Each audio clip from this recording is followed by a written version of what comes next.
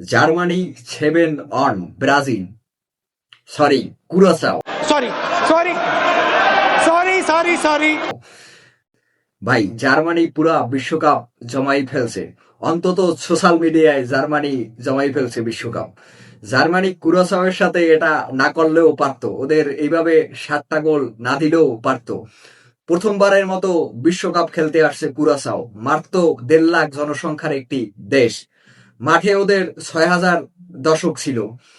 যদিও এই বিশ্বকাপটা কুরাসাওয়ের জন্য একটা ইতিহাস, এবং তারা যে গোলটা করেছে সেটা তাদের দর্শকদের জন্য আসলেই একটা অনেক বড় বিষয়। এত কম জনসংখ্যার এবং একটা ক্ষুদ্র দেশ বিশ্বকাপ খেলতে আসে। কিন্তু জার্মানির কথা কি বলবো, ওরা তো ভাই রুথলেস। জার্মান মেশিনরা আজকে ভাই দেখাই দিছে যে ওরা কেন German. As a Argentina fan আমি চাই না এই জার্মানির সাথে আমাদের নকআউট পর্বে দেখা হোক। আহ, যারা প্রেডিকশন ভালো করে জানেন তারা বলবেন যে জার্মানির সাথে কি আর্জেন্টিনার নকআউটে কোনো দেখা হওয়ার সম্ভাবনা আছে কিনা। জার্মানিকে সবাই এই বিশ্বকাপে ডার্ক হর্স হিসেবে দেখেছে, কেউ ফেভারিটের লিস্টে কিন্তু রাখেনি। কিন্তু আজকে যেভাবে তারা পারফরমেন্স করেছে এটা কিন্তু আসলেই ভয়ের বিষয়। তাছাড়া অনেকে বলবেন যে কুরাসাও একেবারে দুর্বল একটা দল, তাদের বিপক্ষে খেলছে, কিন্তু এই ম্যাচের পর জার্মানরা যে একটা কনফিডেন্স পাইবে এটা তো নিশ্চিত।